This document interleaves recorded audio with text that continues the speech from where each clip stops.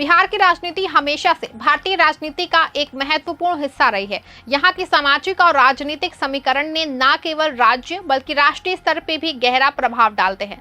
हाल के घटनाक्रम में बिहार के मुख्यमंत्री और जनता दल के प्रमुख नीतीश कुमार की दिल्ली यात्रा और केंद्रीय गृह मंत्री अमित शाह के बिहार दौरे का रद्द होना राष्ट्रीय जनतांत्रिक गठबंधन में गहरे तनाव का संकेत देता है।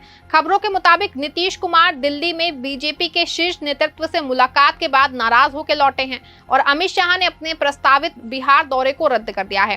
खास के 2025 के बिहार विधानसभा चुनावों से पहले ये स्थिति बनी है जो एनडीए के लिए एक बड़े संकट की ओर इशारा करती है। हम इस घटनाक्रम में बात करेंगे, इस घटनाक्रम के विभिन्न पहलुओं, इसके कारणों और भारतीय जनता पार्टी पे इसका प्रभाव, साथ ही ये भी जानने की कोशिश करेंगे कि ये स्थिति एनडीए के भविष्य को कैसे प्रभावित कर सकती है। नमस्कार, आप देखना शुरू कर चुके हैं 4 PM और मैं हूं आपके साथ सिमरन। दोस्तों, नीतीश कुमार बिहार की राजनीति में एक कद्दावर नेता हैं जिनके रणनीतिक चतुराई और गठबंधन बदलने की कला ने उन्हें राष्ट्रीय स्तर पर भी पहचान दिलाई है। नीतीश का एनडीए के साथ रिश्ता उतार चढ़ाव भरा रहा है। 2013 में उन्होंने बीजेपी के साथ 17 साल पुराना गठबंधन तोड़ दिया था जब नरेंद्र मोदी को एनडीए का प्रधानमंत्री उम्मीदवार घोषित किया गया।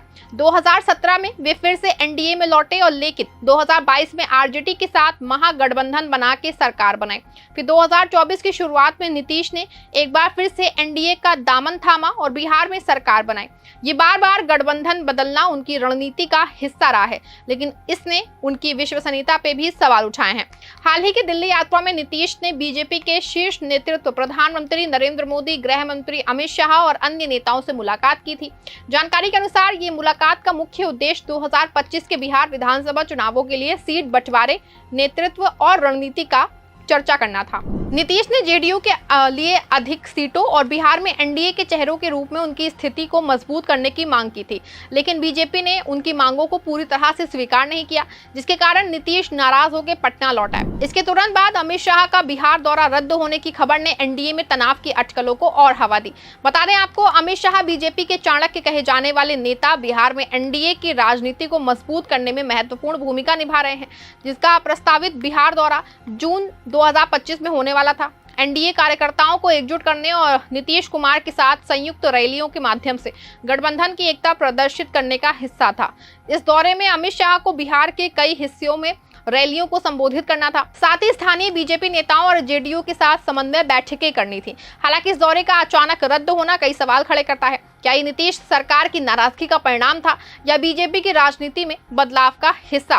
कुछ राजनीतिक विश्लेषकों का मानना है कि बीजेपी ने नीतीश की मांगों को ठुकरा के ये संदेश देने की कोशिश की है कि वे बिहार में अपनी स्थिति को कमजोर नहीं होने देंगे।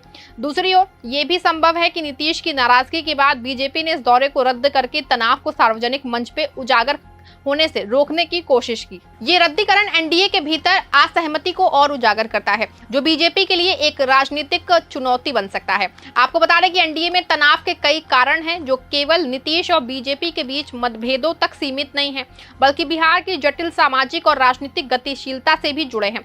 बता दें 2020 के बिहार विधानसभा चुनावों में बीजेपी ने 74 सीटें जीती, जबकि जेडीयू को केवल 43 सीटें मिली। इसके बावजूद बीजेपी ने नीतीश को मुख्यमंत्री बनाए रखने का वादा निभाया, लेकिन 2025 के चुनावों में नीतीश जेडीयू के लिए अधिक सीटें चाहते हैं ताकि उनकी पार्टी गठबंधन में अपनी स्थिति मजबूत कर सके। बीजेपी जो अब बिहार में अपनी पकड़ को और मजबूत करना चाहती है, कम सीटें देने के मूड में नहीं है। ये असहमति दोनों दलों के बीच तनाव का प्रमुख कारण बन गई है। नीतीश कुमार को एनडीए का चेहरा बनाए रखने की घोषणा बार बार की गई, लेकिन बीजेपी के कुछ नेताओं के बयानों से इस पे संदेह पैदा किया है। उदाहरण के लिए अमित शाह ने एक साक्षात्कार में अस्पष्ट जवाब दिया था, जिसमें उन्होंने नीतीश को पूरी 5 साल के लिए मुख्यमंत्री के रूप में प्रोजेक्ट करने से इनकार नहीं किया, लेकिन स्पष्ट समर्थन भी नहीं दिया, जिसमें जेडीयू कार्यकर्ताओं में असुरक्षा की भावना बढ़ी। नीतीश कुमार की बार बार गठबंधन बदलने की रणनीति ने उनकी विश्वसनीयता पे सवाल उठाए हैं। विपक्ष, विशेष रूप से आरजेडी के तेजस्वी यादव ने नीतीश की मानसिक और शारीरिक स्थिति पे सवाल उठाते हुए कहा कि वे अपने होश में नहीं हैं और उनके करीबी सहयोगियों द्वारा हाईजैक किए गए हैं। बीजेपी के कुछ नेताओं ने भी नीतीश की उम्र और स्वास्थ्य को लेकर असमंजस जताया है, जिसमें जेडीयू के समर्थकों में असंतोष बढ़ गया है। वहीं एनडीए में अन्य सहयोगी दलों जैसे कि चिराग पासवान की लोक जनशक्ति पार्टी और जीतन राम मांझी की हिंदुस्तानी आवाम मोर्चा ने भी समीकरण को जटिल बनाया है। चिराग पासवान ने हाल हाल ही में मुजफ्फरपुर बलात्कार हत्या मामले में नीतीश सरकार की कानून व्यवस्था और स्वास्थ्य व्यवस्था की आलोचना की थी, जो एनडीए के भीतर एकता की कमी को दर्शाता है। आरजेडी और कांग्रेस के नेतृत्व वाला महागठबंधन बिहार में एनडीए को बड़ी चुनौती दे रहा है। तेजस्वी यादव ने नीतीश की विश्वसनीयता पर सवाल उठाते हुए बार बार कहा कि नीतीश की सरकार जनता के मुद्दों को संबोधित करने में विफल रही है। ये बयानबाजी एनडीए के भीतर असंतोष को और बढ़ा रही है। बीजेपी के लिए स्थिति कई चुनौतियां पेश करती है। बिहार में उसकी स्थिति पिछले कुछ वर्षों में मजबूत हुई है, लेकिन नीतीश कुमार जैसे अनुभवी नेता के बिना वो अपनी पकड़ बनाए रखने में सक्षम होगी या नहीं, ये एक बहुत बड़ा सवाल है। जेडीयू बिहार में अत्यंत पिछड़ा वर्ग, कुर्मी और केरी और दलित समुदायों के बीच मजबूत समर्थन रखती है, और अगर नीतीश एनडीए से अलग होते हैं तो बीजेपी को इन समुदायों का समर्थन खोने का खतरा है। इसी के अलावा बीजेपी की रणनीति हमेशा से ध्रुवीकरण और हिंदुत्व पे आधारित रही है, लेकिन नीतीश ने सामाजिक समावेश और धर्मनिरपेक्षता की छवि बनाए रखी है।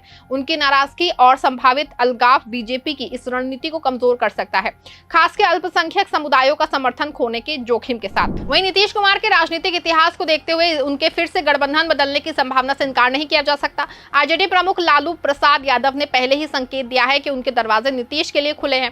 हालांकि नीतीश के लिए ये कदम आसान नहीं होगा।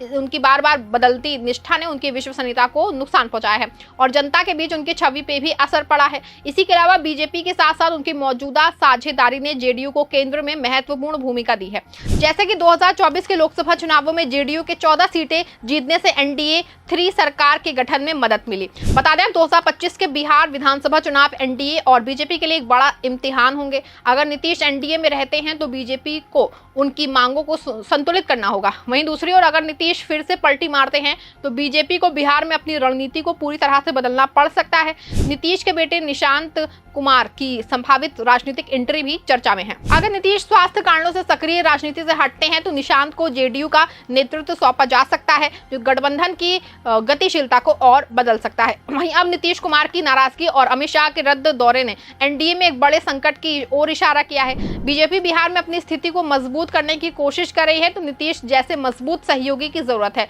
हालांकि नीतीश की मांगों को अनदेखा करना बीजेपी के लिए उल्टा पड़ सकता है। बिहार की राजनीति में आने वाले महीने न केवल एनडीए के लिए बल्कि पूरे राष्ट्रीय राजनीतिक परिदृश्य के लिए निर्णायक होंगे। वहीं अब देखना यह दिलचस्प होगा कि क्या नीतीश एक बार फिर से अपनी चिर परिचित पलटी रणनीति अपनाते हैं या बीजेपी संकट को संभालने में सफल होती है। खैर आने वाले वक्त में सब पता चल पाएगा। इस खबर फिलहाल बस इतना ही। ऐसी तमाम राजनीतिक खबरों के लिए बने रहें और देखते रहें 4 PM। धन्यवाद।